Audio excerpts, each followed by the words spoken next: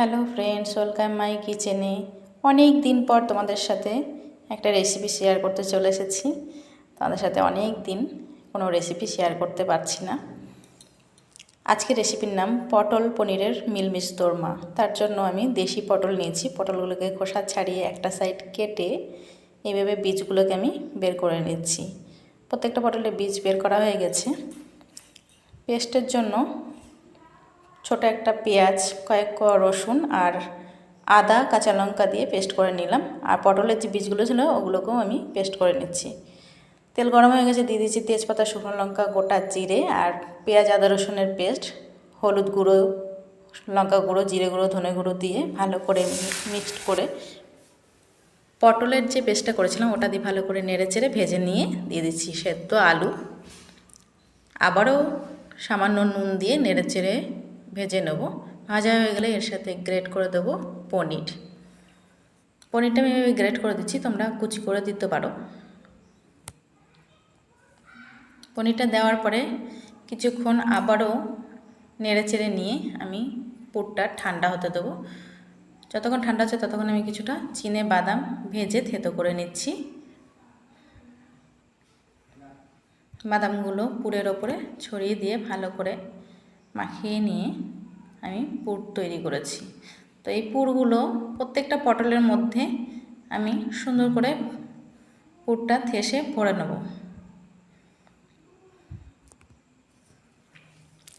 কেটে রাখা পটলের অংশটা দিয়ে একটা টিথপিক দিয়ে লক করে দেবো যাতে ভাজার সময় খুলে না যায়।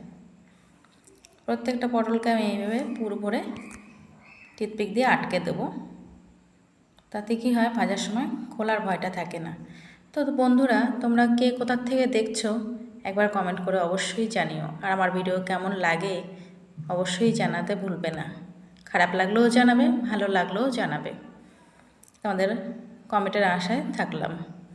কিছুটা পুর বেঁচে গেছে। তেল গরম হয়ে গেলে এক এক করে পটল আমি তেলের ওপরে দিয়ে দিচ্ছি। দিয়ে দিলাম সামান্য নুন, হলুদ। এটা আগে মাখিয়ে রাখলে ভালো হতো, আমি দিতে ভুলে গেছিলাম।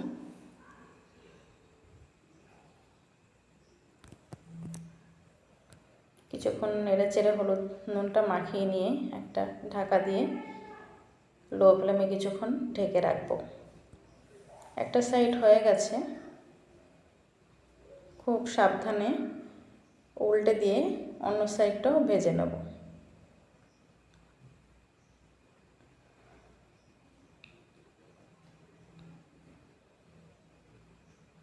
প্রত্যেকটা পটল ভাজা হয়ে গেছে, নামিয়ে নিলাম।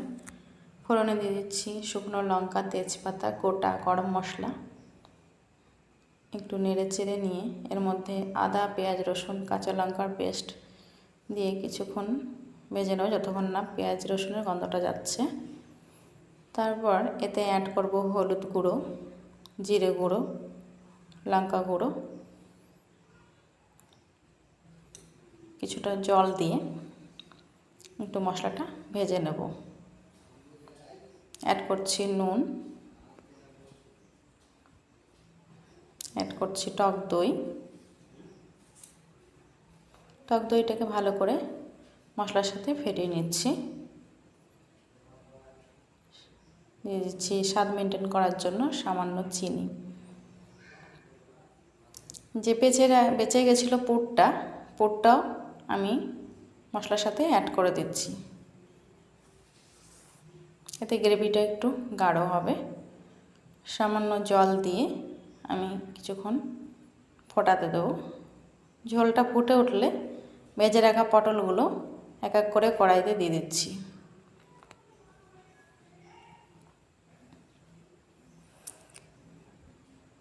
কিছুক্ষণ নেড়ে চেড়ে নিয়ে এর মধ্যে সামান্য গরম মশলা আর ঘি দিয়ে নামিয়ে নেব। আমার ভিডিও অনেকেই দেখছেন, কেউ কিন্তু কমেন্ট করছেন না। কে কোথা থেকে দেখছেন, কেমন লাগছে আমি কিছুই বুঝতে পারছি না। আমি নতুন ভিডিও করছি। যেখান থেকেই যে কোনো দাদা ভাই বা দিদি ভাইরা দেখছেন সকলে একবার কমেন্টে জানাবেন আমার ভিডিও কেমন লাগছে। আবারও নতুন ভিডিও নিয়ে দেখা হবে। তো সকলে ভালো থাকবেন, সুস্থ থাকবেন, সকলের শুভকামনা করি।